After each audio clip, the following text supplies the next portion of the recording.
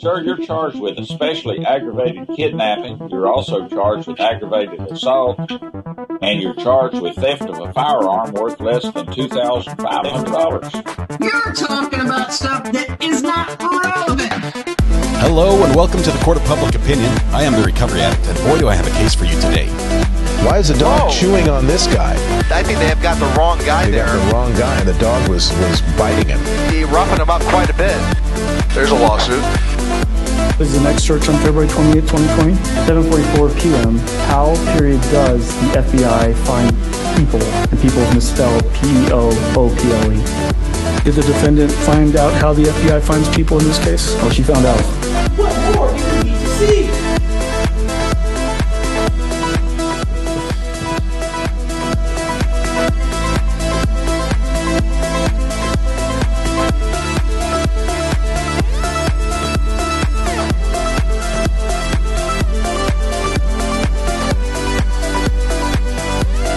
Alrighty. Welcome back to the Court of Public Opinion. I am the Recovery Addict. Thank you very much for being here tonight. We're going to give a big shout out, first of all, to Alita Lay. Alita, why am I so small in the corner? I feel like Alice in Wonderland. There we go. Feeling a little better. Feel like myself again. Yes, we're back. Alita Lay, first in chat this afternoon. Thank you so much, Alita. We love it. Somebody had to do it, but unfortunately, because it was you, we're going to sentence you. We're going to punish you for being first in chat in front of everybody right here. We're going to sentence you to internet ownership. You're responsible for everything IP-related worldwide until we go live again, which, lucky for you, is going to be tonight at 8 p.m. for the podcast. So a short stint for you, but don't think that, that it will always be such if you continue to come... If you continue to, there's a word that I can't think of, to do this, to commit, that was the word, commit this offense, the penalty, could get substantially greater. You might have the internet over the weekend. But anyway, Alita, congratulations. Thank you very much. Good luck to you. 2AO Toys says, free Mr. Frog. Phil, thank you. Good to have you here as well. It is, let me predict. Let me make some predictions, can we? Actually, why do I have a picture of that guy's butt on my screen? Oh, yes, that's the peach thing. That was court from today. Don't look. No, it's covered. There's a peach in the way. We had to edit court from today because one of the pictures was butt. So we had a big old Georgia peach there instead. So great. We'll get rid of that and put something else on that screen so I have something else to look at. How about this right there? Beautiful. There we go. And right there we go. Excellent. All right. What we have tonight, we have a Bryan Kohberger hearing. Now, this hearing, if you remember the dates, it wasn't really one of the dates that they wanted to use. This is like a fill-in hearing because there's just one witness that's not going to be available on the 30th of May. This hearing was called for or asked for by the defense. Defense, as you know, has been filing a lot of motions saying, look, we are not getting the evidence, the discovery that we've been, we are due, that we should get. So we filed these motions to compel. Oh, are you guys not seated? Yes, you can sit down. Everyone sit down. I don't know why it took forever to kick in, but it's working now. So we've got these motions to compel where the defense is saying, Judge, make him give it to us. Okay, and if you have not watched some of these hearings for Bryan Kohberger yet, you're missing out because they are already so spicy. They're fiery. They don't like each other. I'm talking like on a personal level, the prosecution and the defense. They don't get along. These guys don't go out and have lunch afterwards and say, hey, good job in court today. You really got me with that one-liner. No, no. Not friends here, not friends. No love lost between them. And it's starting to show. And it's starting to strain, and it's starting to be a little less than polite. And what that means is that for the court is that the court is being involved more and more in things that, quite honestly, in other trials, the defense and the prosecution can work out on their own, and then just bring to the court and say, "Hey, we stipulate, we're all good. You got a discovery, yeah, you're good. I gave everything to you, you're good, excellent." Not happening here. It's getting feisty. It's getting. I think Ann Taylor is doing it on purpose. Okay, red sky. Ann Taylor is a little feisty. I think she's doing it on purpose because I think it helps her image. I mean, there's not much you can do when you have a client accused of a quadruple murder sitting in jail to make your client look good, right? But she sort of has to try to do that here. And so she's got a couple things that she's working on, and one of them is to make the state look bad. What does that do for her client? Well, it makes him look not as bad in light of things. It's like, look, everyone's bad. Look at all the wrong things the state is doing over here, right? Look at all the wrong things the state is doing.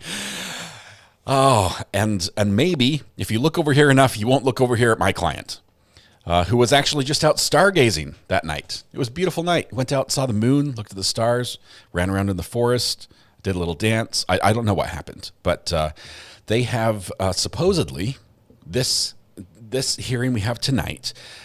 There will be a witness, most likely a police, law enforcement type witness, and it will probably have something to do with a cell phone, because Bryan Kohberger has this alibi. I guess he calls it an alibi. He was out stargazing, right? He says, I was out looking at the stars and the moon. I saw the Big Dipper. I saw Orion's belt. I saw a shooting star. The moon was in what phase? I don't know. He might have all this information, but that doesn't do us any good. That's all something you could look up online and just be, you'd be right because it's on Google, right? He needs something else to back up his alibi.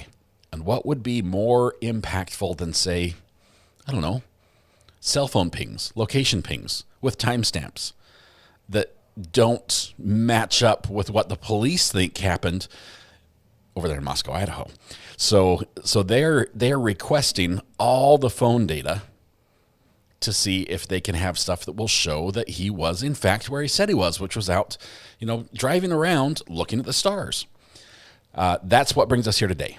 So we get this hearing, we get this this witness who's going to testify. Now, here's the catch, right? The judge knows that some of the information that the defense and the state know about has been held very close to the chest. They've been very quiet about it. They know things the public doesn't know, right? And some of those things they don't want let out before trial because they think that will be prejudicial to the trial. It would not be a fair trial. So the judge is sort of guarding some of these, these uncovered cards, saying, I don't want anyone to flip these over in public until it's time, until it's presented. Obviously, defense will have the ability to look at, know what's going to be used against him.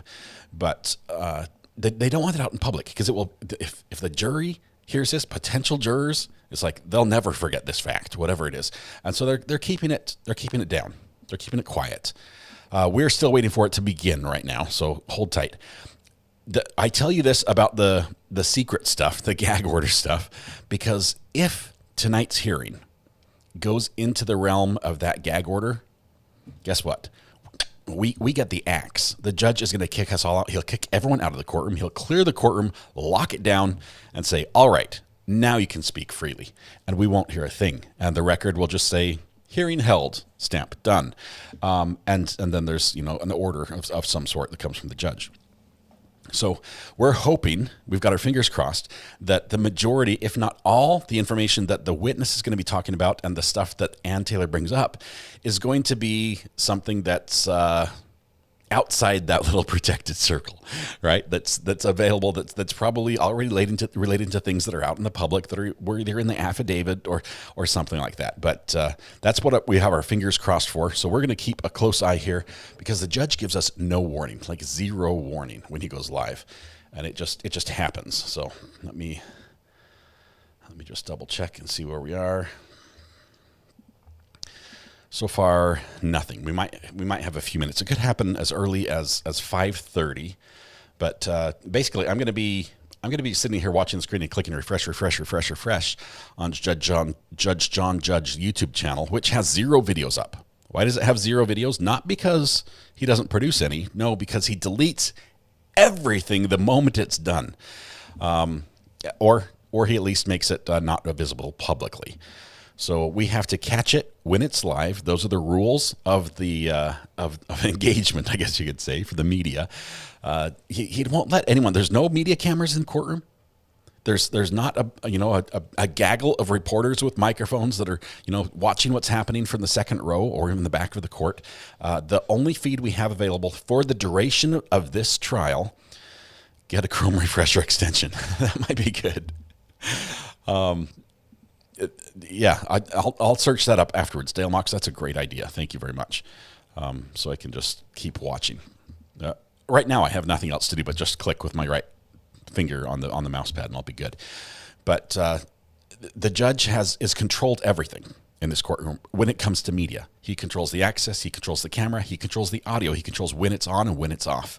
And he did this because early on, one of the media outlets, who shall not be named, one of the big media outlets that's big into following court things on TV, may have zoomed in a little too much. And other people, not just one, but other people, I think Court TV did it on Lori Vallow, but other people have done it in this trial and zoomed in too much and so, to such a point that they could count and see if he had shaved or not, or if he had a bruise on his face, trying to decide if he had been in a fight in jail. And at that point, the judge says, whoa, that's too close, right? You wouldn't get that close to somebody in real life, okay? And we're not going to allow it here in the courtroom virtually just because cameras and technology allow you to do that.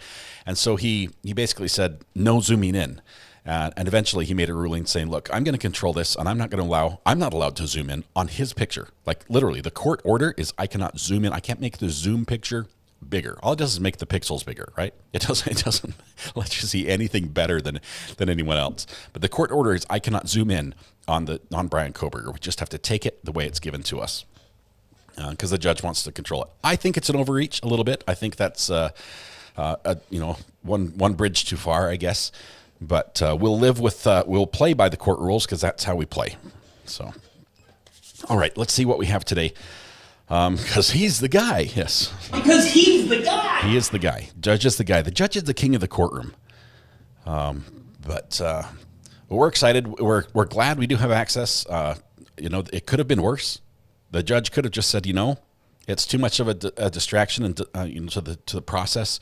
We're going to lock this one down. No media, and then you would have media personnel, reporters with pencil and paper in the courtroom scribbling notes, and after court's over, they come out and read the notes and tell you what happened. And that's not how we like to watch trial. I don't think that helps anyone who's a big fan of transparency either. I'm excited. If you can't tell, hopefully is everything on? Yes, it's working. It's working. We're on.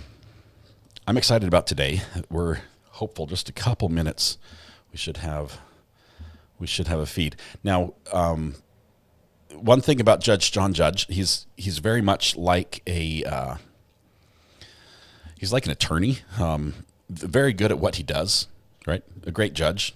I have no qualms against him. We might disagree on a couple things, but one thing he is not is an IT specialist. He's not a live stream professional where he understands the process and how YouTube works and exactly the delay between going live and everything else.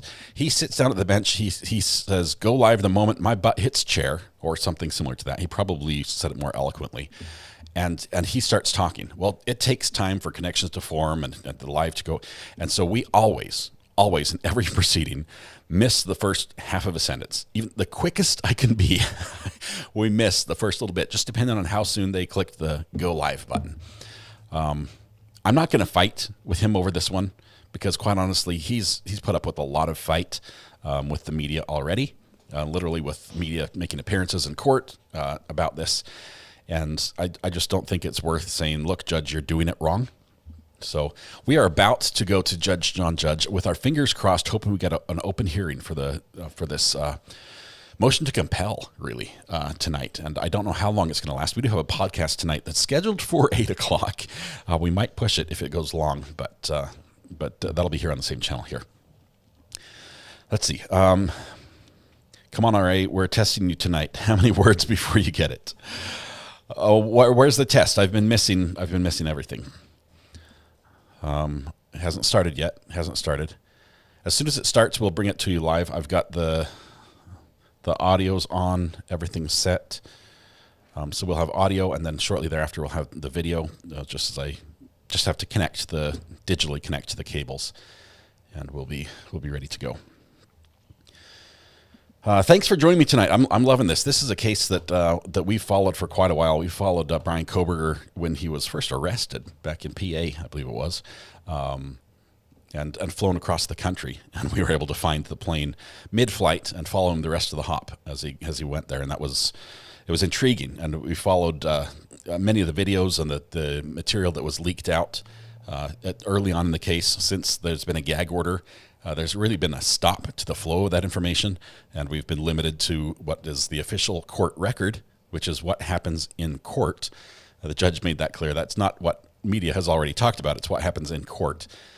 So we're hoping to get a little more of that information today, and it could get into that area. I know that Miss Taylor likes to flirt with that line. Okay, there are some things she wants to get out that she can't, that she's only allowed to talk about in court. So we might broach one of those topics before the judge shuts it down, and that'll give us a little idea possibly about some of the things they're trying to keep very quiet. But Sunshine Girl just gifted 5 memberships. Thank you very much. You're absolutely amazing. I appreciate you. Let's see who else. We had one previously as well. Two Toys, member for 13 months, over a year of making fun of me on Twitter. Phil, I know what you're doing. No, I love your work. It's wonderful. All right, so we're waiting. Any minute now, the hearing should start. It's supposed to start open. Fingers crossed. Everyone, hold your breath. It's supposed to be open when it starts, and I'm showing we're 2 minutes late. So, where's Mr. Frang? For those that don't know about Mr. Frog, I think. He's up in Thurston County, Washington. He's a gentleman we found while court hopping up there, and he walked out of his own trial at lunch and just never showed up. He was probably going to be convicted of, it wasn't a serious crime, but there probably was some jail time. I don't even remember what it was, but he walked out of court and just hasn't been seen since. Outstanding bench warrant still on the books for him up there, but honestly, I don't think anyone really wants to catch him. Red Sky, thank you very much for the gifted memberships as well. Let's see. Virginia says, I feel like I'm ready to jump on a button. Thanks for the nerves. I have to be like keyed up for this because I don't want to miss it. You know how easily I get distracted. I have squirrel moments all the time, so I'm clicking refresh about once a second. Have them send someone with more experience. That's the voice of Mr. Farag right there, which was funny. He's quite a character. If you ever get to catch some of his court appearances, quite the gentleman. If I use the term a little loosely, I do. But anyway, we're hopeful that we have not seen the last of him or his dogs. He brought his dogs to court, didn't he? When are we going to break for lunch, Judge? That's him as well. Some of the sounds we have are definitely from him from court. All right. I show 5:30, which by my clock shows court should start. Don't miss the forest for the trees. I don't remember which one that one's from. I'm going to turn those sounds down a little bit. But those are sounds, by the way, if you're new here, those are sounds that Chad is controlling. There's quite a list of commands that you can engage with when we're not watching trial. Because he's the guy. Like that one. That are just fun ways to express yourself and add commentary when it's timely. When court is in session, we turn those down or just be respectful and don't do them. So we're able to focus on court because that's what we actually came here for. And I appreciate that from all of you. Virginia Little just also gifted 5 memberships. Wow, it is a giving mood this evening. Scratch all that. Oh, that was terrible. That is wonderful. I see a couple people who've been chatting today. This is not Burger King. People do not get to have it their way. Receiving gifts. Somebody just sent me a video of roaches fighting. That's Judge Boyd. I don't know who won. Yeah, she gives some great advice. One of the great judges when it comes to giving good advice to people who found themselves on the wrong side of the law. And a lot of judges can give the right sentence, but that advice that might change their life and get them to shape up, that's something you get from Judge Boyd. You're talking about stuff that is not relevant. That's Judge Manning. She'll let you know if you do something wrong as well. Out of Fulton County, Georgia, She's a piece of work. She's a great one. All right. I've stalled as long as I've stalled. I need to like switch hands. I'm getting a cramp from refreshing here. I need that app. Let's see if we have any updates. We know we have a couple reporters, some well-known reporters up on the ground up there. I say we, meaning true crime in general. Brian's one of them, Bryan Enton. Let me see if he's got any updates here for us. Bryan works for News Nation, and he's one of the, I'd say I think he's their top reporter, but he's one of the great ones that really follows a lot of the true crime cases that we all follow. Joanna, you caught alive. Great job. Congratulations. Bryan Enton is great. ENTIN, if you're looking for him on... I'm going to turn these down just a little bit. The zombie apocalypse may be upon us. If you're looking for him on Twitter, which is where it's sort of like his platform of choice for information. Okay, let's see. I haven't seen anything from him since this morning, but he's up there at the Latah County Courthouse. Eric just gifted 10 memberships. Eric, my friend, thanks for being here. We have to hook up when I come out west in the month of August. I'll be there. We have to do lunch or something. That would be a lot of fun. Haven't seen you in ages. Thank you, my friend, for the gifted memberships. That's huge. I love the image. Love the is that AI? I mean, it's based on something. It's legit. I love it. Motion for the hear ye command.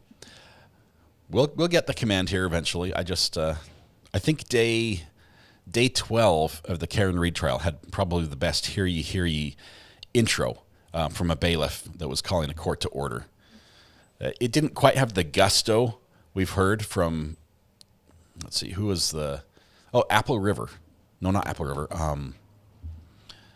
I think it was the border Kelly, the Kelly trial. That bailiff, the bailiff boy, had quite pipes on him. I'd like to have his voice with the words and the accent of the Boston bailiff. That would be my perfect intro, I think. Let's see.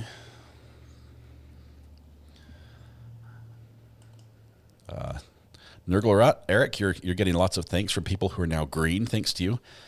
And thanks to you, generous people. Slow chat has no effect because people who are in green don't get timed out when there's slow chat. But I can tell you this, although the live has not started, the judge has picked up about 200 subscribers on his YouTube channel just while we've been sitting here clicking on it. So you can tell there's a lot of interest because, quite honestly, his channel is hard to find if you don't know exactly what you're looking for. So, and it's because there's no videos. He deletes everything. He'll never get monetized at this rate, right? Let's see. Any news on court, please tell. Just that we're waiting for, let me just re-up what we're waiting for right here. This hearing, and actually if I can, I've got to keep refreshing while I read this for you. Just one second. This hearing particularly has, there's one line out of the motion to reschedule the court case that said on May 23rd at 2:30 p.m., the defense will call a witness to testify. They don't say who the witness is, but it's probably police, somebody to do with IT or like a phone extraction. The testimony will relate to the defendant's fourth and fifth motions to compel. That's them asking for evidence from the prosecution. Turn it over to them. Because the witness is unavailable to testify on May 30th, which is the date we were going to have all the rest of the stuff. Let's see. Okay, he's come up. There we go. He's live. We've got audio. We're going full screen. Ready, 7, take. Okay, there we go. Okay, we are now on the record. This is State versus Bryan Kohberger, CR 2922-2805. Mr. Kohberger is here in the courtroom with his attorney, Ms. Taylor. The state's represented by Mr. Thompson and Ms. Jennings, Latah County Prosecutor's Office. I believe Mr. Logston is remote, and so is Ms. Matha. both representing Mr. Kohberger. I think I've covered everybody. Ms. Evans is court reporter. We're here for a motion and a potential witness, I believe, relating to motions to compel discovery, 4th and 5th. That's all I know. Okay, go ahead, Ms. Taylor. Your Honor, the court is correct. We are here to begin the motions to compel. We have testimony today from Detective Mauy. As the court will recall, he's unavailable on the 30th and 31st, which are the days when we will have the full scope of our motions to compel. So it may feel a little choppy, but we would like to hear from Detective Mauy today, and we call him when it's appropriate. Okay, thank you. Anything preliminary, Mr. Thompson and Ms. Jennings? Okay. Okay, great. Detective Mauy, come on up. You face the clerk, raise your right hand. Do you solemnly swear that the testimony you give in this case shall be the truth, the whole truth, and nothing but the truth under penalty of perjury? All right, thank you, sir. Go ahead and have a seat there. Once you're seated, please state your name and spell your last.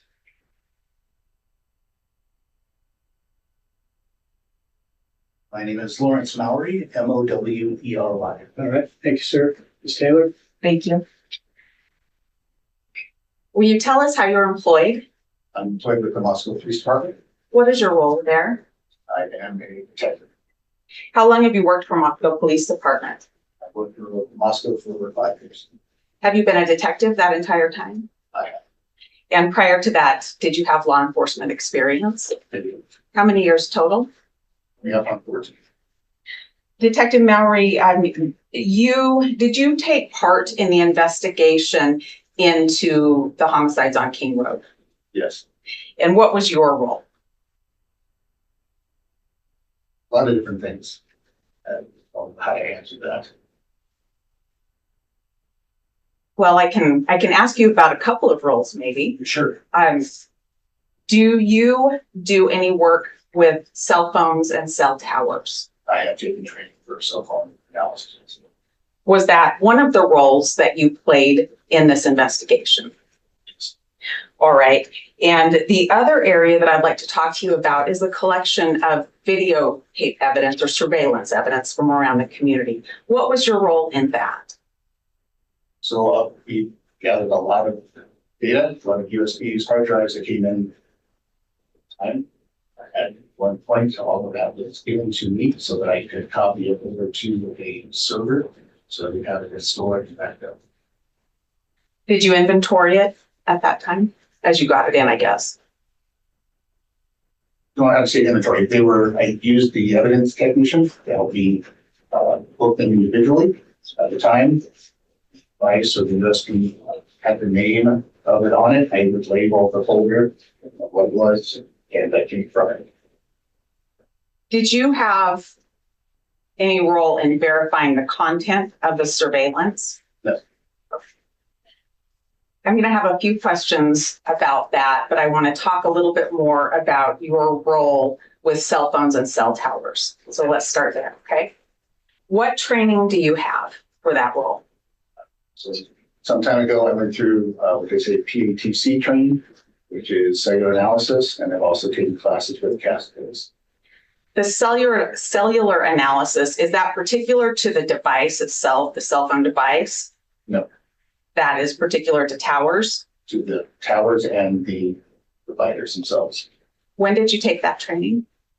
Well, the CAST, I believe it was in 2019, and then I also did it again last year. And the CAST that you took in 2019, that was the ENDICAC, is that right? That was predominantly again, correct.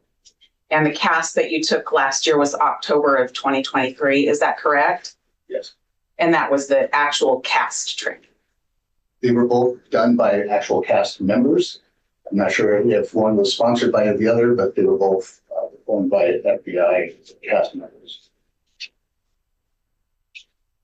And Your Honor, if I can approach. Yes, thank you.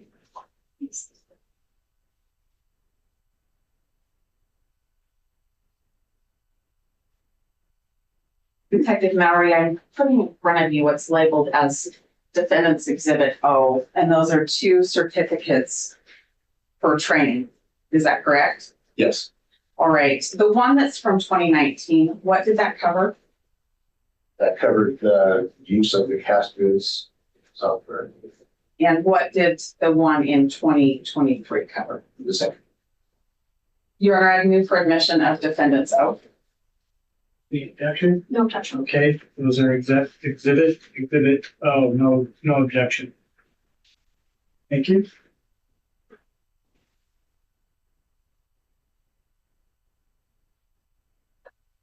The Detective Maury, how many total hours do those certificates represent of CAST training? I apologize, I didn't look. It was a week long. It was actually a couple of days each time. 2 days a piece of Do you need this? But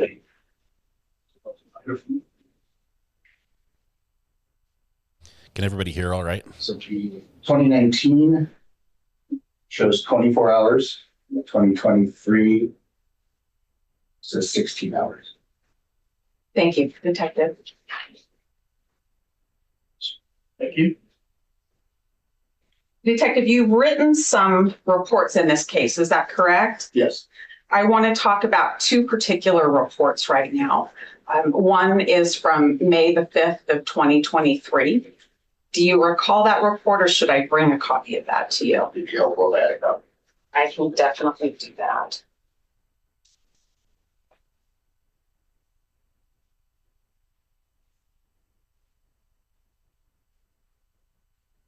You can show it to Ms. Jennings.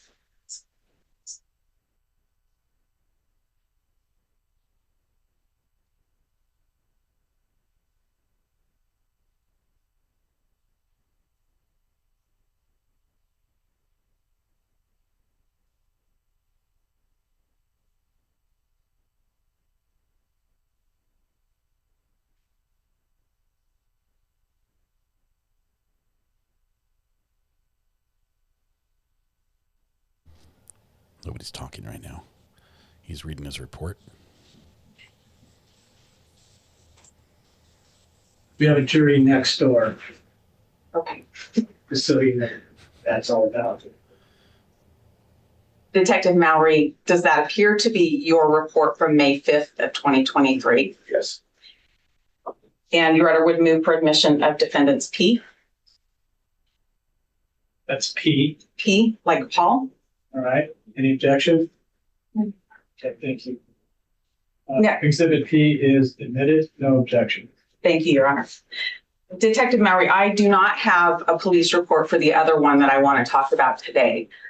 It's one that I received via email today that was written just within the last few days by you, probably. Do you know what report I'm talking about? Yes. Okay. Now, what I want to understand is we're talking about documents or records or logs that can be created by a CastBiz program. The report that you wrote that I received today, when did you learn about those documents that exist according to that report? The session logs that I found were from yesterday. Why did you come to find them yesterday? I was preparing for this hearing. Okay. And those are things that existed for quite some time, is that correct? They did. And when you wrote about your work with CastBiz in May of 2023, did you document those items? No. Tell me what you found when you were preparing for the motion to compel today. I found session logs that were sent to me from the FBI. All right. And in those session logs, how many files were there? I don't remember. I think there were 6 or 7 different items inside. Did you look at the CastBiz 48-hour file? I don't remember if I did at the time of reception. Did you look at it yesterday in preparation for this hearing? I attempted to. All right. And how about the CastBiz full log? I attempted to yesterday. I noticed in your report that there were several items that you listed Were those from these cast viz logs that you attempted to look at yesterday? I'm sorry, I'm going to have to, you need to speak up a little bit. The clerk is telling me to pick up a little bit. There were some files that were in the session logs, there were other files that were not. Well, let's start with the 48-hour. What was contained in there? There's over 48 hours that was the AT&T records, the original records, and there's a 48-hour session log. I don't know which one you're after. Let's go with the session log. What was in there? Appeared to be the AT&T records that possibly were inputted, as well as some JSON files that were probably produced by CastViz. JSON files were produced by CastViz. Is that right? I would assume that. I didn't create those files. What date were they created? I believe one was in December. The other was in April. December of what year? 22. And April of what year? 23. Could you tell who created those? I could not. How did you get those? I was provided those via email. By who? Mid balance of the FBI. What did you do with those? I gave them as soon as I realized they were in my possession. I had contacted the prosecutor and gave them. And that would be just yesterday, is that correct? Yes. What did you do with them prior to that time? They were sent to me. I put them in a folder and I didn't do anything else with them. That's why I forgot them. Okay. And that was the 48-hour file? The 48-hour session log, yes. How about the full file? What was contained in there? Similar items to the 48. What is the full file? I believe that was the second AT&T return that we got via warrant. I wasn't able to open it to verify it. That brings up a question for clarification. When you say second warrant return, are you talking about something that relates to Bryan Kohberger? Yes, there was two warrants that were originally written. One that covered a 48-hour period for the cell phone number, and there was one that was later done for a longer period of time. And those are what you're referring to as the warrants 1 and warrant 2? Correct. Okay. 48 and one for the longer period. In the report that I just received today, there was reference to a loped bar file. What's that? It is a file that I received from Agent Balance. When did you receive that? Honestly, the modification or the email, I honestly don't remember. Unfortunately, it was yesterday and I didn't throw this stuff together. So, okay. So that was one that you just found yesterday? Yes. Okay. Did you open that? I don't recall opening it. If I did, I don't recall doing it. How about the CDR.s.xlsx file? Was that, and CDR, what does that stand for? All detail records. Did you open that? I don't remember if I did not. Did you open it yesterday? I don't remember. I was looking for it. Once I found them, I was trying to figure out how they came into my presence or in my possession. That's where I started to focus. Okay. How about the export.kmz file? When did you find that file? I had found that one yesterday. Do you know when that came into your possession? It was some time ago. Did you open that? I believe I did on my laptop. What did that show you? It showed me different locations and so forth on a map. Those three files that we just talked about, along with the CastViz 48 and the CastViz full, are those copied so that I can have those now? Yes. And you referred to emails. How many emails did you find when you were preparing for this hearing? I believe there was 5. Are those included for me to have now as well? Yes. Thank you. In the report that I received today, there was a reference to drawings.json file. What's that? It was a JSON file that was inside the CastViz session.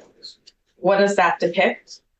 It's just data that Cassidy's would use, I'm guessing, to replot something on the map to actually show locations or other things.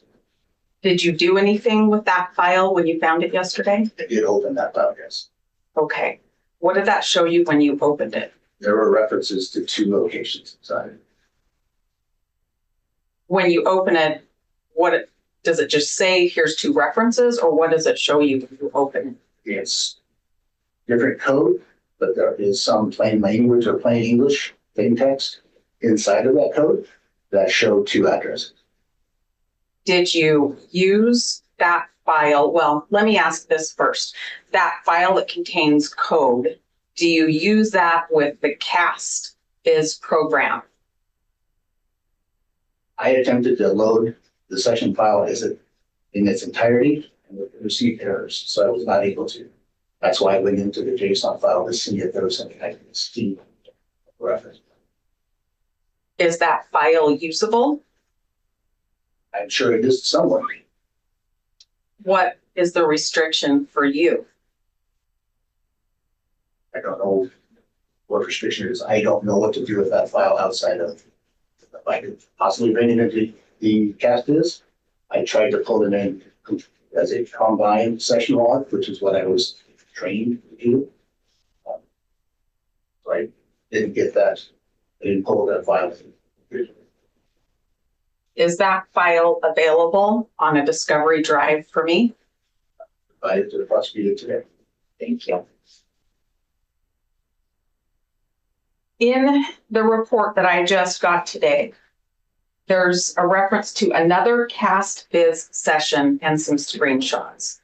What is that about? I believe you're talking about just the regular 48 hours folder. I don't know. I'm curious. So that I provided 2 folders. One was CAST Viz, and one was just my last name of Maury. That was to differentiate the files that I found that were provided to me, and the folder of the files that I used to create this report. Okay. CAST Viz is the files that you found while preparing? Correct. And the one that says Maury is what you used to create your May 3rd report of 2023? Yes. Okay. I think I understand that now. In that file, I think your report said you found screenshots dated April 19th of 2023. Yes. All right. Does that mean that's the day that you put things into your CAST Viz program? That was the day that I made the screenshots themselves. Okay. Where are those screenshots now? Are those also included on the drive? Yes. Okay.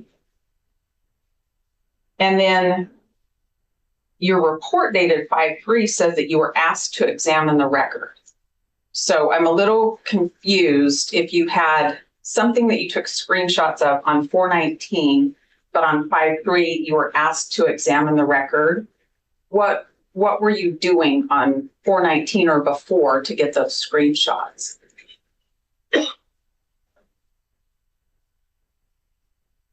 So I was tasked, the date was May 3rd for the report. It's not the date that I asked. Okay. What day were you asked to do? I do not remember. I'm going to guess that it was somewhere around April 19th. Because that's when the screenshots were created. Okay. Let's talk about that time frame then and what you did. Did you actually use a CAST Viz program at that time to create something? Yes. The CAST Viz program that you used at that time, and we're talking about springtime of 2023, we'll call it April for now, if that's fair. What training had you received by then to do this CAST Viz program? The 2019 training. Okay. With the CAST Viz program, what's the first thing that you did? Once the program is open, you can drag and drop the CDR records into the program. CDR means call detail records? Right. Did you do just 48-hour records or did you do full records in April of 2023? I only did 48-hour records. When you put the records in, Those are the call detail records, and those relate to what? To the phone that the records were coming back to. The number you associated with Bryan Kohberger. Right. Okay. After you put those call detail records in, do you have to do anything with cell towers? With the AT&T, no, because the cell tower locations are in the AT&T CPR. Okay. So you put that record in, the tower locations are already part of the call detail record that you put in? Yes. Is that something that you have electronic on your computer and then you open your CastViz program and just import it into the program? Yes, AT&T provides both PDF and text documents of the file, and I use the text document to put into CastViz to have it ingest. And when you do that, what gets exported? Nothing. At that point, nothing is exported or created that I know of.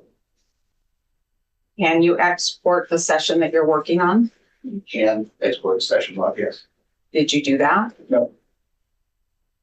How did you create screenshots? By using the built-in Windows snip tool, as well as the built-in Windows game console, or they call it the game bar, which is just accessed by hitting Windows G. That allows you to record your screen. Are those the only two things you did, is screen clip and screen record? Yes. How many times did you use call detail records in the CastViz program? Probably a dozen times. I'm not entirely sure. That was a terrible question. How many times did you use the CastViz program in relation to Bryan Kohberger's call detail records? I don't know. No. More than once? I recall doing it for the grand jury because I wasn't the main lead in the call detail records investigation. I don't understand what that means. I wasn't the main person looking at those call detail records. You weren't the main person with the call detail records, but you put them in the CastViz program anyway? For the grand jury, I was requested. Okay. What did you rely on in producing those? Producing whatever you produced for the grand jury? Rely on what did I produce? As far as the AT&T records? I want to know what you relied on to do that, to produce something for the grand jury. I don't understand the question. Okay. You weren't the main guy with the call detail records or with the CastViz programming. Did I understand that much right? There was another investigator that was doing it. Okay. But you end up involved in it somehow in April of 2023, is that right? That's when I was asked to examine the data to provide that for the grand jury. Okay. Was that all of your instruction?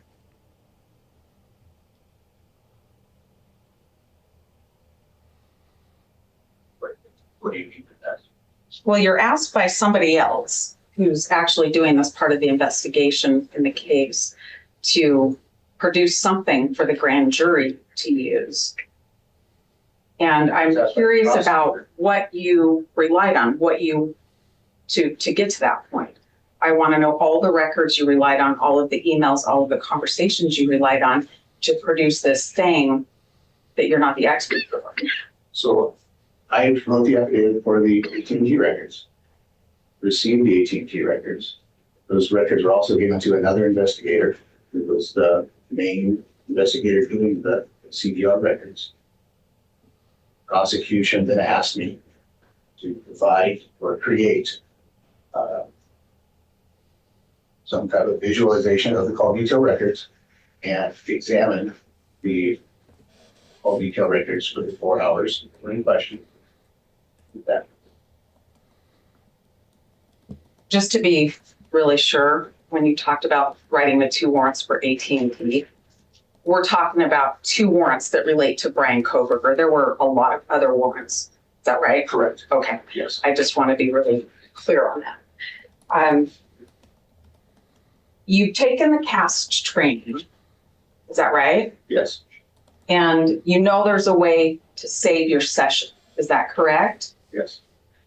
And there's also a way just to hit reset and delete your session. Do you know that part too? Mm-hmm. And back in April, when you were creating something for the grand jury, you hit reset. Is that right? Or I just deleted the files out of it. I don't remember if I hit reset or delete. You can delete them individually as well. You don't remember which thing you did? I do. But you decided to delete what you'd created. I don't know. I didn't delete anything. I didn't create the session log, so I don't know how I would delete it. You delete the reference of the file in the software, but the file itself is not deleted.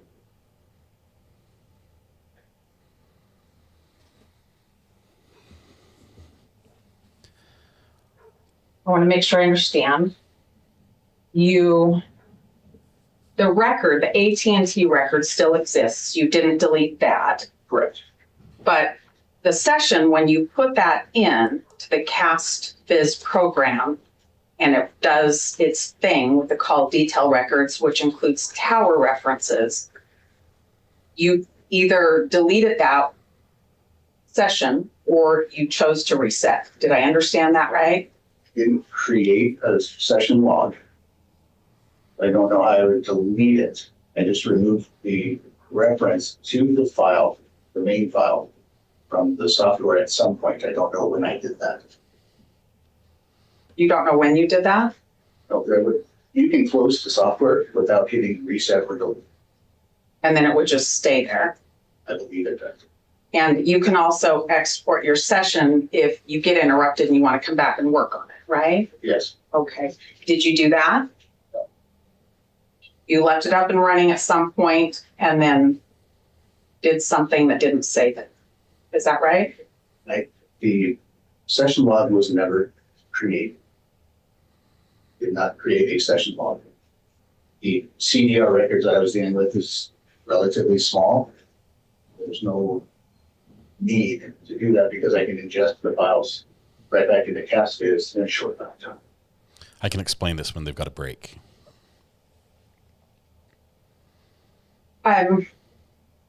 Your Honor, just for clarity, may I approach? I have another exhibit to show him. Okay, so CastViz is a visualization program that helps him see the data and visualize it. It's like loading media into a video editor. You can delete the media out of the media pool. It doesn't necessarily delete the media. The data is not gone. Nothing's gone. It can all be recreated, but we just don't know exactly what he did to get the end result in CastViz for the grand jury, because he deleted basically his work product after he had done his screenshots. And I think Ann Taylor knows that this guy is not the guy when it comes to the cell phone, and that's why she has him up on the stand. She didn't just find out that there's somebody else that's in charge. She knows who it is. Otherwise, she would have asked his name. She knows who the main guy is. Are you familiar with the document that was handed to you that's marked Defendant's W? Yes. And have you seen that before? I have. Is that something that you were taught from the CAST Users Guide? I'm sure I was. It's also included in the software that can be readily accessed by someone. Okay. And Your Honor, would you move for admission of Defendant's W? Thank you. No objection. Okay, that exhibit W is admitted. Thank you. No objection. In your training, were you also taught from the CAST Field Users Guide? I believe so. I'm about ready to switch gears on you and talk a little bit more about videos for a second, but if I can have just one moment, Your Honor. Sure. Thank you. So best practices would be to save Let's switch his work gears for just a minute. which you didn't do. You, during the course of your work, did you make contact with the Idaho Department of Transportation to talk about some of the cameras that cover main roads coming into and out of Mossville? Yes. And did you attempt to make preservation of any items? What items did you want preserved? I was trying to see if they had saved video or still images from those files. What did you learn? That they do not retain those. Did you, when you say they do not retain those, do you mean they don't retain videos or pictures or both? Both. Did you do a preservation for anything?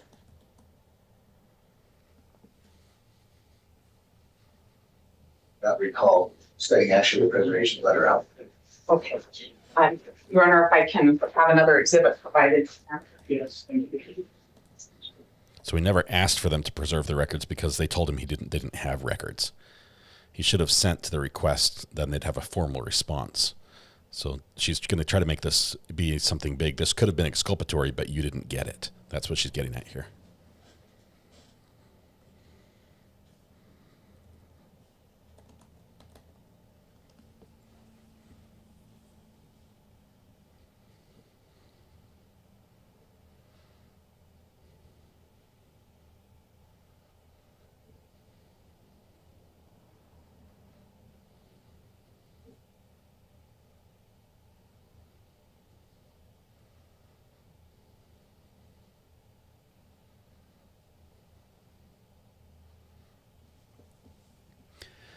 So she's looking for evidence that would support Bryan Kohberger's claim that he was out stargazing. And she's saying, had you gotten this video from the Idaho Department of Transportation, you would have seen him on it, driving away up into the mountains to look at the stars. But you didn't. And he says, but they don't save it. She's like, but you didn't ask. So we'll never know. It's trying to say, had you asked, we would have evidence, but now we can't support our claim because you didn't investigate it properly.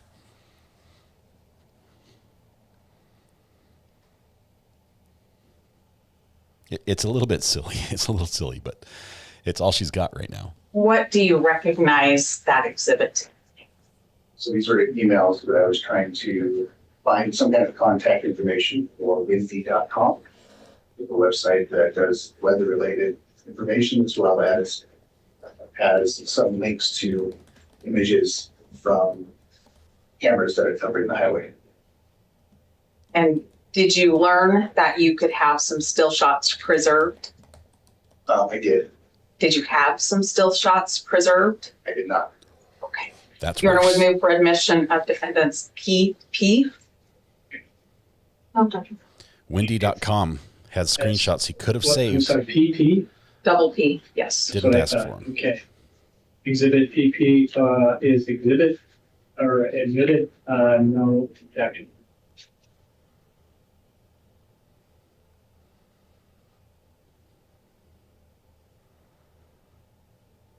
When we started talking, we talked about you kind of being the guy that would book or take videos in from different agencies, even if you didn't verify what was on the device you received. Is that right?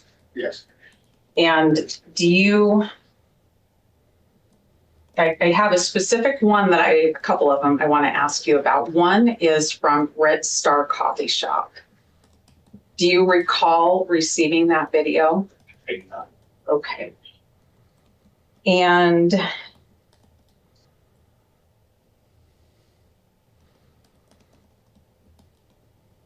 are you aware that it was booked in or brought in by Idaho State Police? No. How would I find out about those videos? I don't know. You'd have to go through the USB drives to find out what was given. I was just given the mass USB drives. I was not given them individually by the people that were bringing them in for time.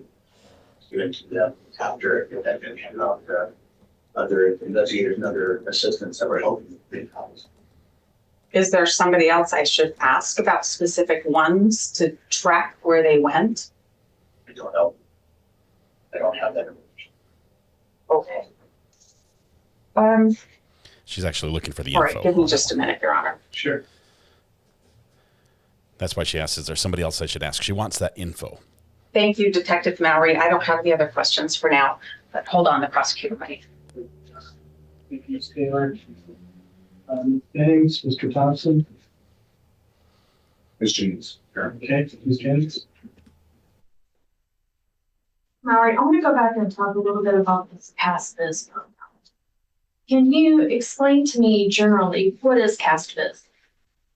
It's just a software that is useful in creating visualizations of the call detail records. Okay. So how is it useful? What does it show? It shows the location and the direction of the cell towers and their sector antennas. Okay. Now, what version of CastBiz do you have? Currently, I think I have 33 on my laptop. It's prompted me to update for 38.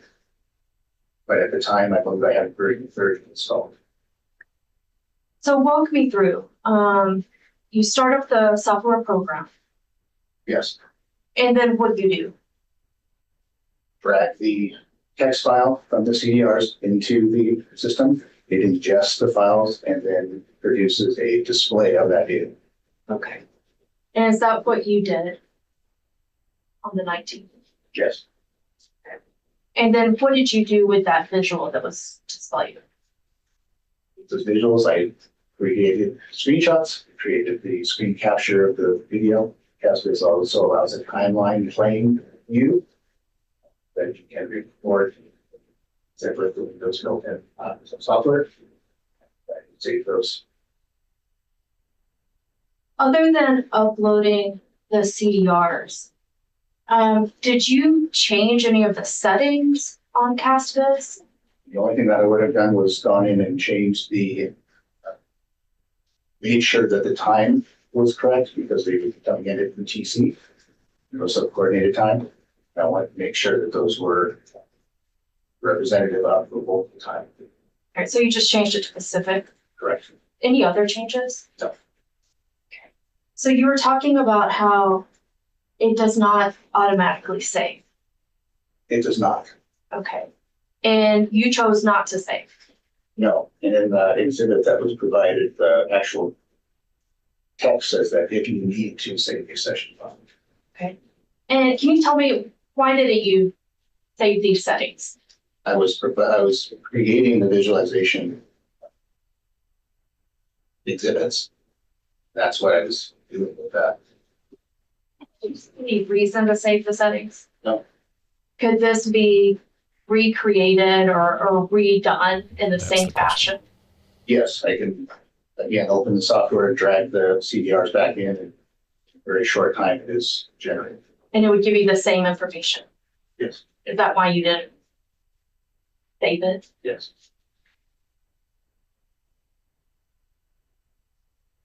That makes it much better.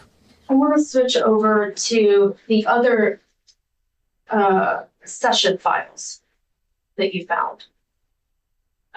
Were those session files created by you? No. Okay.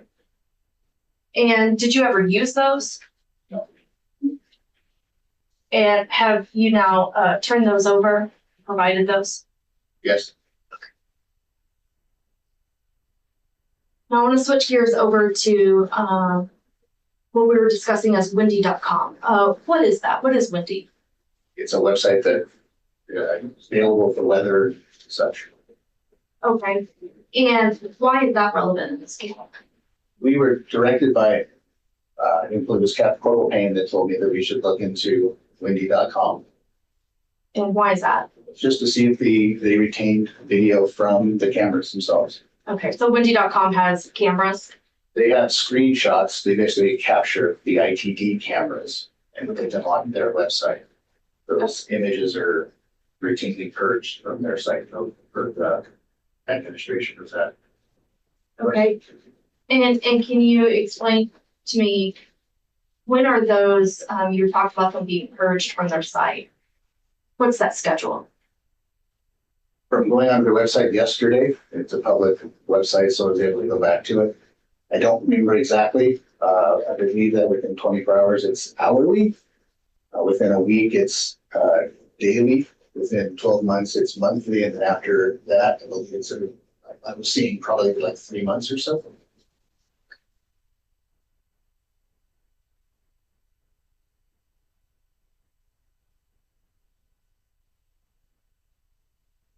Can you explain why you didn't preserve those images from Wendy.com?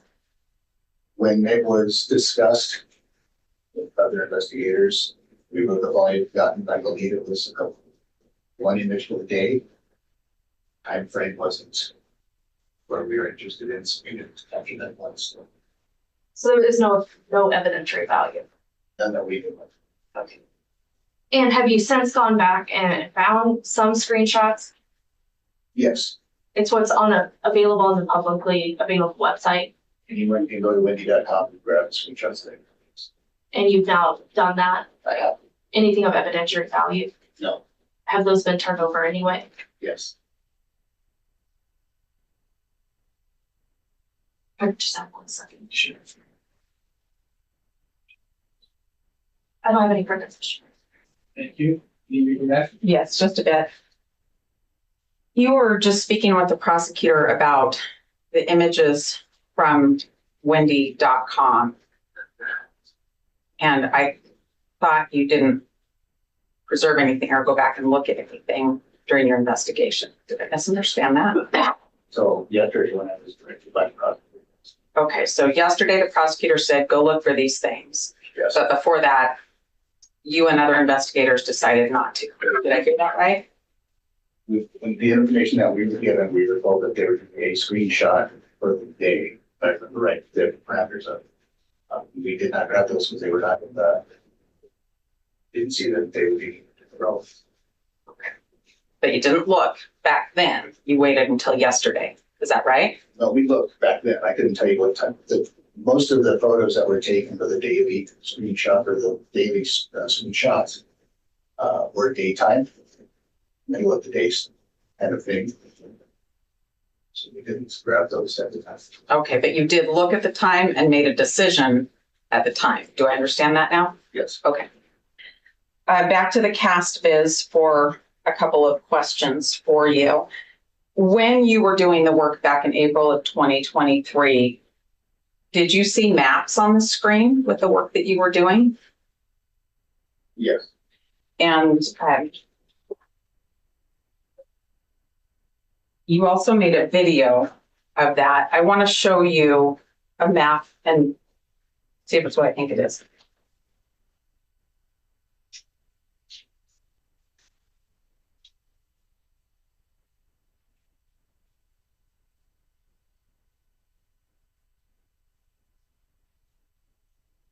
You have defendants R in front of you. What is that? Appears to be a screen capture of the cast viz software. Is that a screen capture from a map that you made? Yes. All right. Your Honor would move for admission of defendants R. Action. No. Exhibit R is submitted. No objection. And are you aware that when you can see mapping on your screen on this program that there's a log created? Okay. You would agree that if I were to take the call detail records that have the tower report in them, I would have to have the same cast version you were using to recreate what you did. Would you agree with that? I'd have to have, if I took the regular cell call detail records and put them into a different version of cast, are you saying that it would become different? Well, I don't know.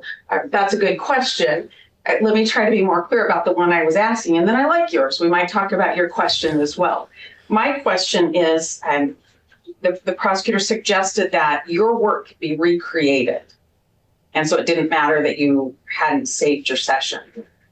What I want to know is if I have the 48-hour call detail records that contain the tower list like you have, do I have to have the cast viz program that you used Version so 33. I can see what you did? I don't know, because I don't know what the back end of the cast viz software does. I'm just using. That's good for her, bad for the state. And you were in this cast viz program, at least for a while, creating exhibits that would be relied on. Is that right? Yes. On more than one occasion. Is that right? Yes. But you didn't save your work. did not create a session log. That's even need. Would you agree I can't see what you did without your session log? Can't examine what you did without your session log? It's there to create the visualizations for the exhibits. That's what I use as. But I can't see what you did. Is that right? No. Is that right? No. No, it's not right, or no, I can't see what you did. You cannot, but I could take those cell data or call data records, put them into assets again. The results would be what they are because we're still using the same records from AT&T to create. Have you done that? These records? Yes. No. Thanks, that's it. Okay, thank you. Anything on that, Ms. Jennings?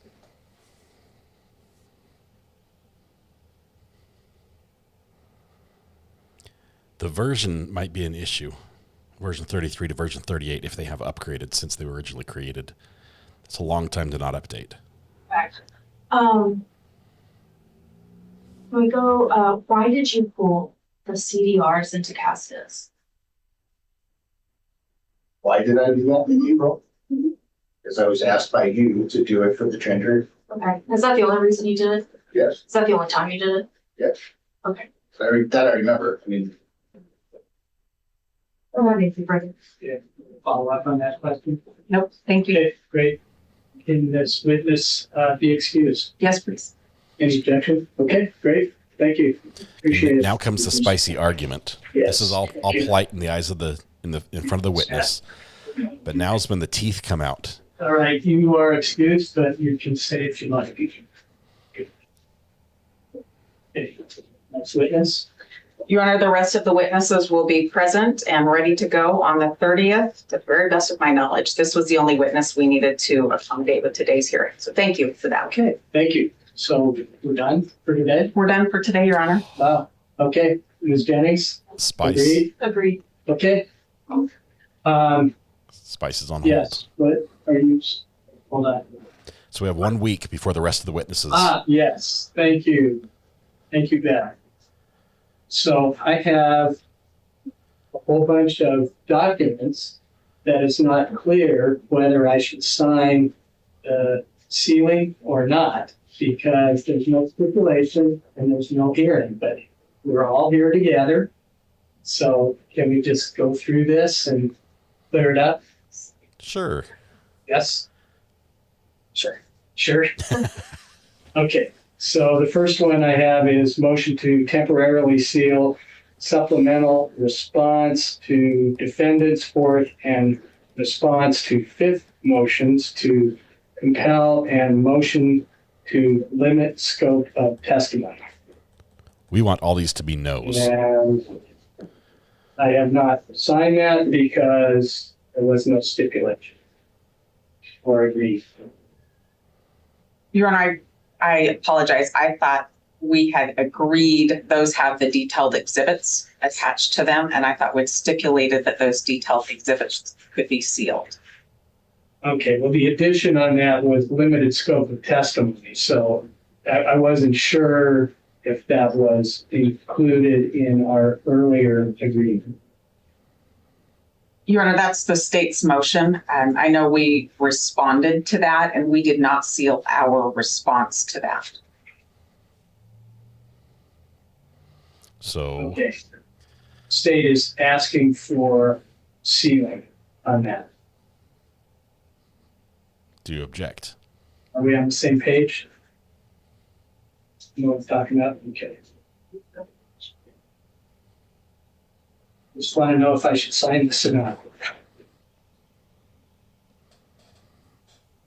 Well, I'm just not sure. Is there an objection? It's the state's motion to seal. Is there an objection from defense to seal? No, if they want their documents sealed, that's fine. We had responded publicly, and so I wondered if that changed. Okay, so I'll sign this. That's okay, so that one gets sealed. Bummer. I just don't want to get in trouble with your arguments about sealing and not sealing. Okay, I just want to be very clear on the record. Thank you for that.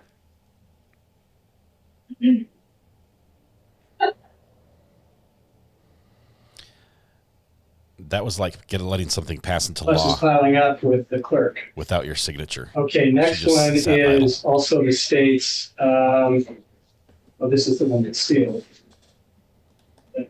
Got that taken care of.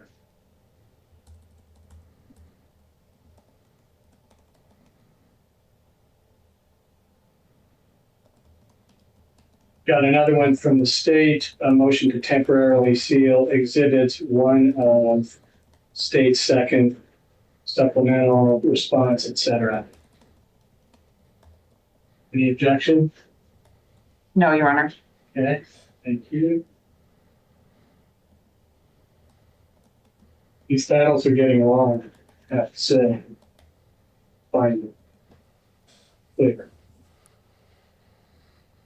This stuff getting sealed means it's just not going to show up on the docket. It might. If you see it, grab it when it's not sealed.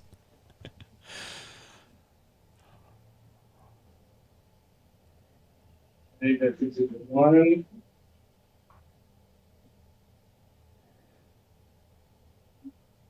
Okay.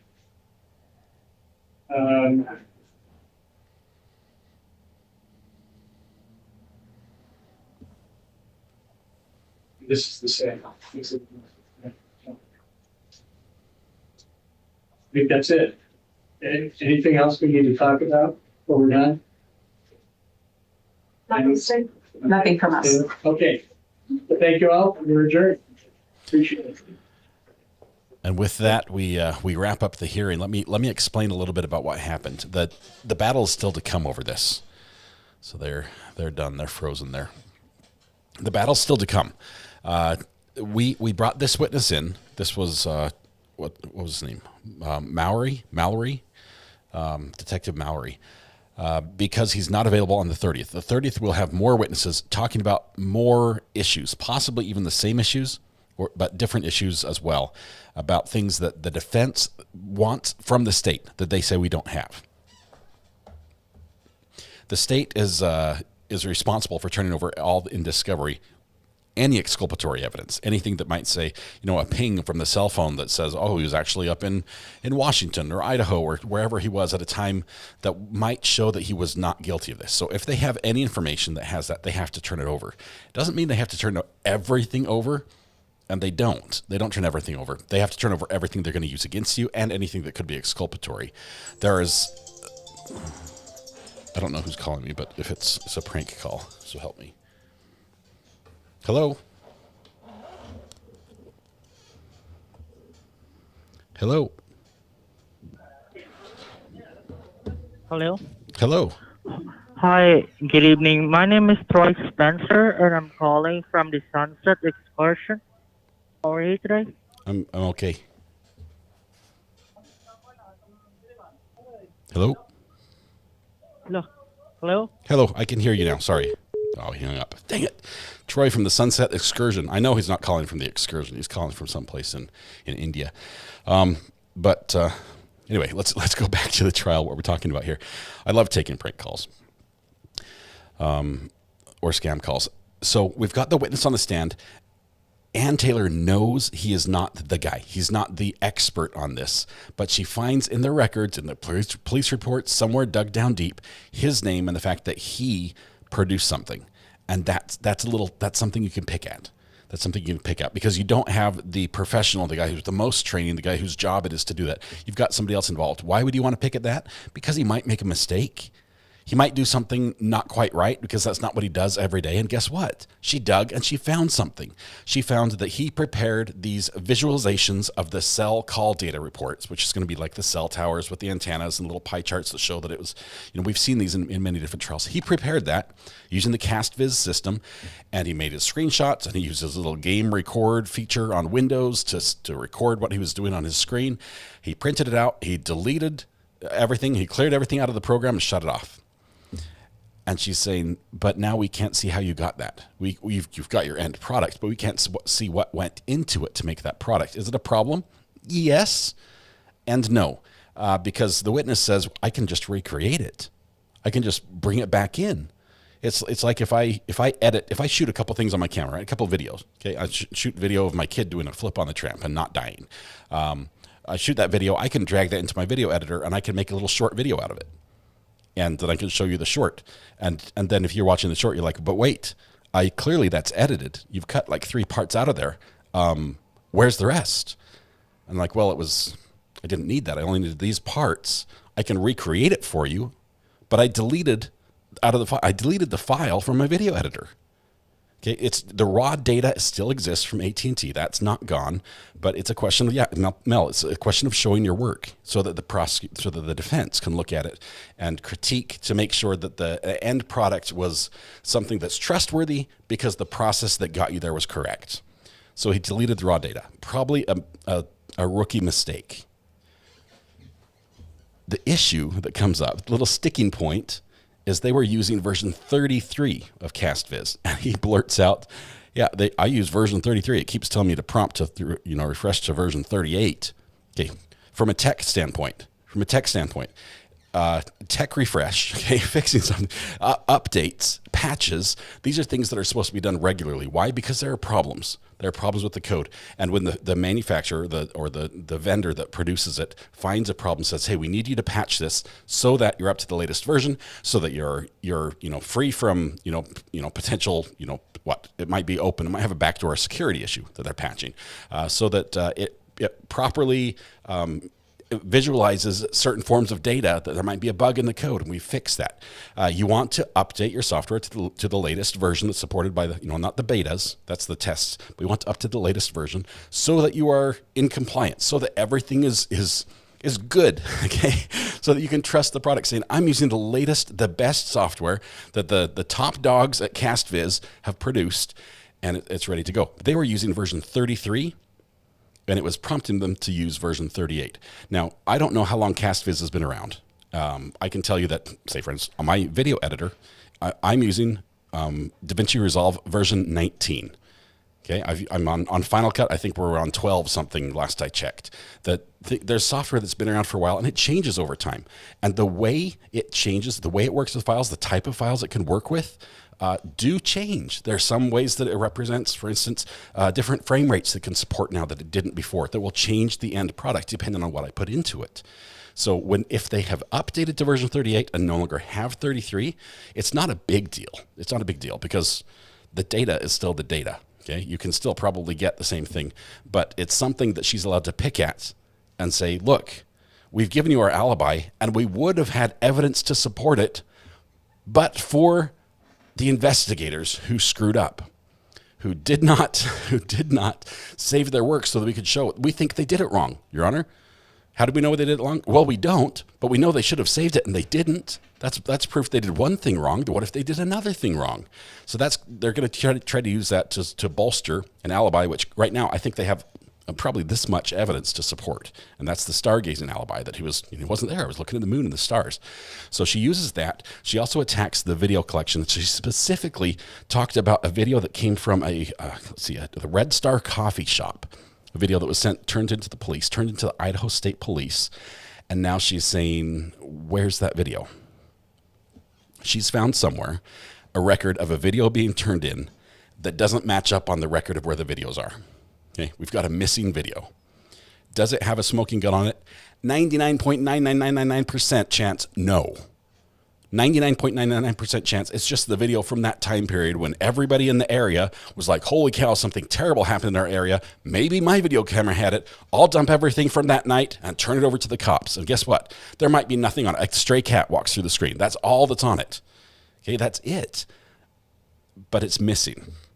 And so Ann Taylor might be able to say, it's very convenient the police don't have this video because we claim that that's right where he was at that moment. And that video would have shown it. And look at this. They've lost it. Where is it? They don't know. Isn't that convenient? So that's what she's getting at. Most of this will be a nothing burger.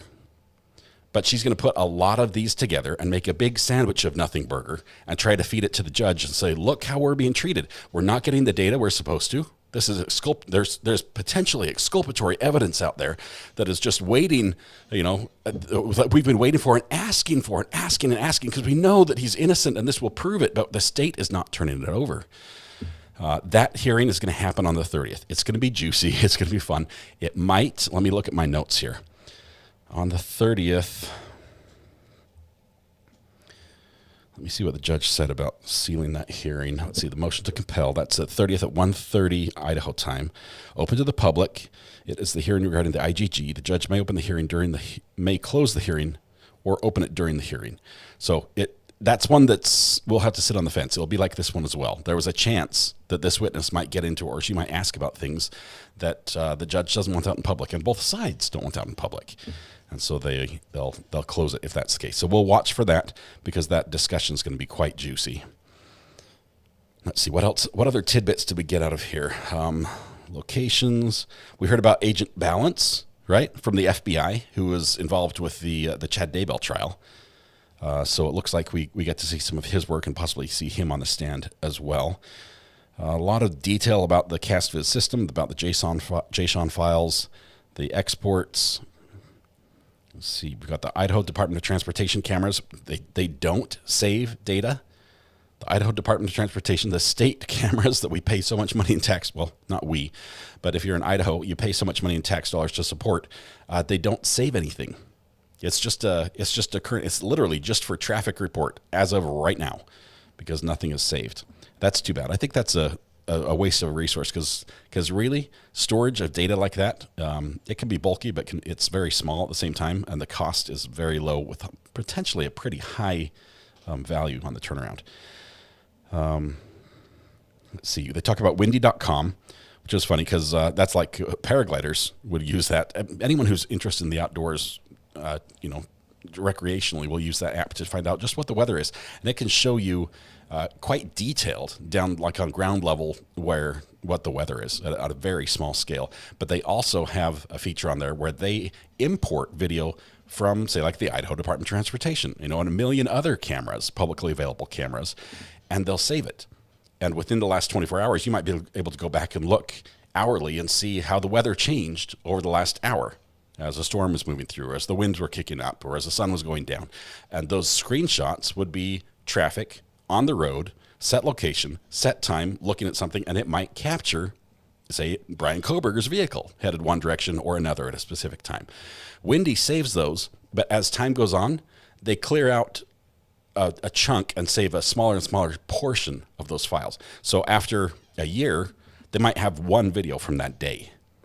But in 24 hours, they might have, every hour saved. So they didn't ask for it. They didn't ask Windy to turn those in, to save those, because they looked at it and they said, we don't think anything in there is really, it doesn't have anything we need. So they didn't ask for it. Okay, 2 documents were sealed by the judge. The first one was interesting, the way Ann Taylor, she sort of got her jab in saying, well, we filed our response publicly. They're the ones who want to seal their motion. Everything else has been done publicly, but they're the ones who want to do this in secret. That's a jab. It's an elbow. It means nothing. I think, honestly, she probably would prefer it to be sealed, but she wants them to be the ones to ask because it looks bad on them, because it looks like they're hiding something. But it makes no difference that way. So the 30th, we're going to have more information about this motion to compel.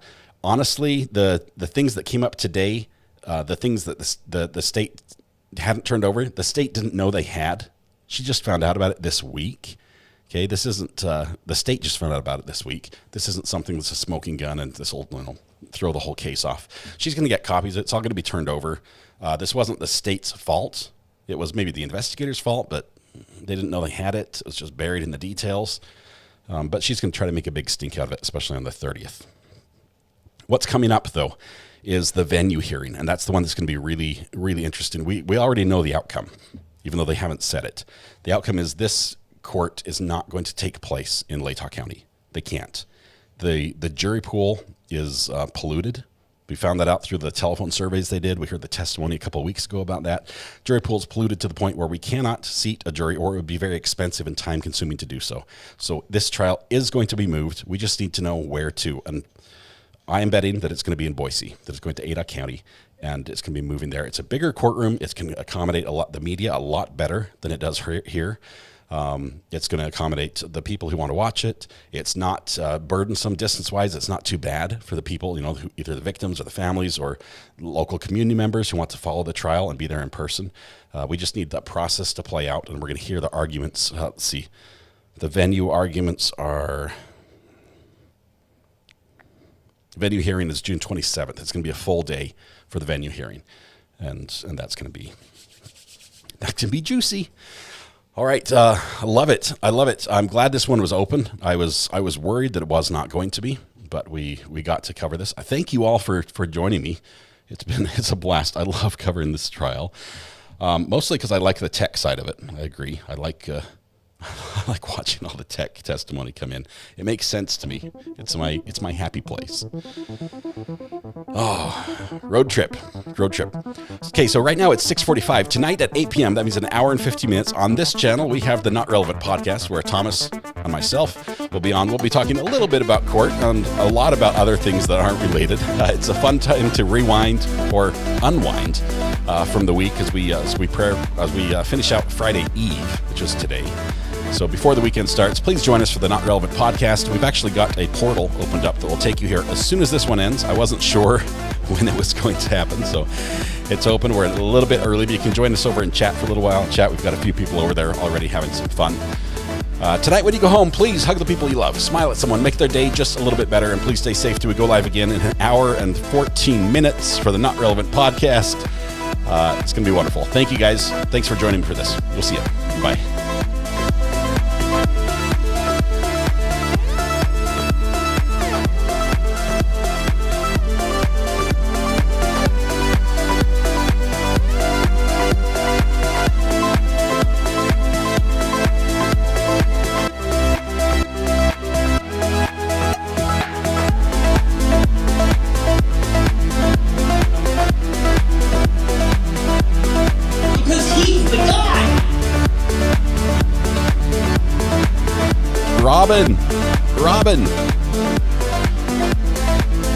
Robin, thank you very much. 7 months. I'm sorry I missed it. I'm sorry about that.